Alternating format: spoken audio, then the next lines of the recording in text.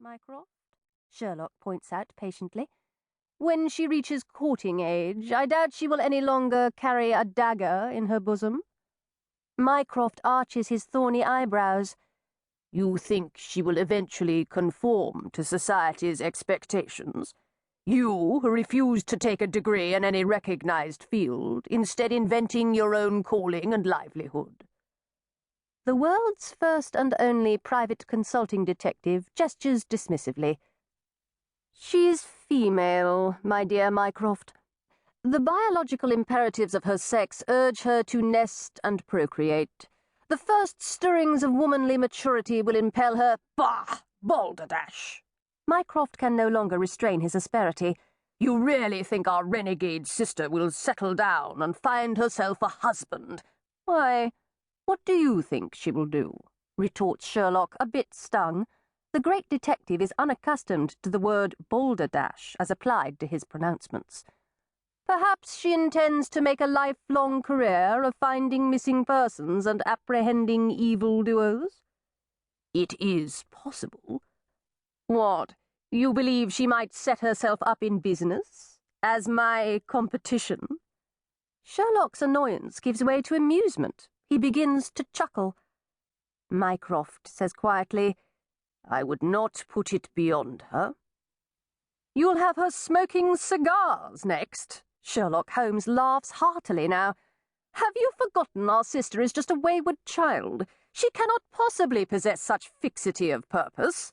Preposterous, my dear Mycroft, utterly preposterous.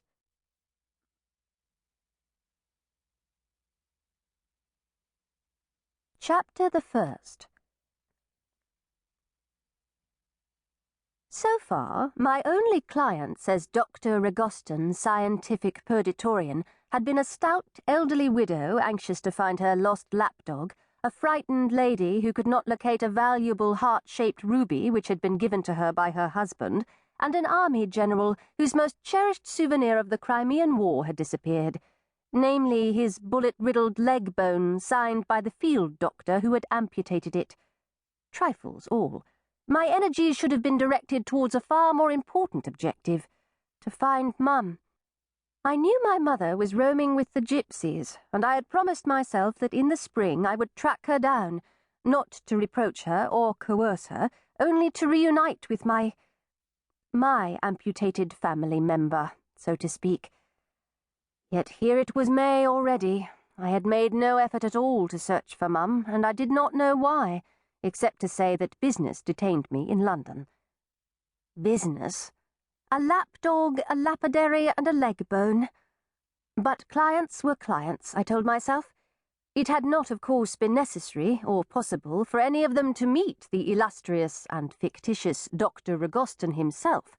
Rather, Miss Ivy Meshel, his trusted assistant, had returned the widow's pet, an adorable curly-haired spaniel, to its grateful owner, having taken it back from a notorious Whitechapel dealer in purloined purebred dogs.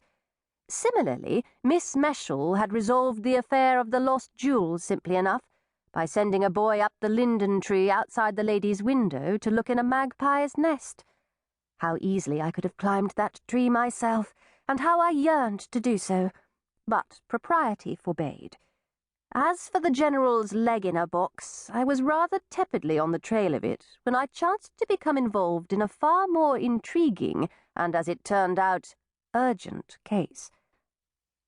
I blush to confess that the initial encounter took place within a recent establishment on Oxford Street, which, while gratefully patronized by gentlewomen who shopped that expensive district, was not mentioned in mixed society. The First London Ladies' Lavatory. This splendid innovation, tacitly acknowledging that well-bred women no longer spent their days at home within a few steps of their own water-closets, cost a penny to enter. Quite worth it when one needed it, even though the same sum would have given an East End child bread, milk, and grammar schooling for a day. The cost ensured that the facility was used mostly by females of the upper classes, although the occasional working girl, such as Ivy Meshel in her false curls and cheaply fashionable ready-made clothing, might venture in. That day, however, I was not disguised as the slightly vulgar Ivy Meshel. Instead,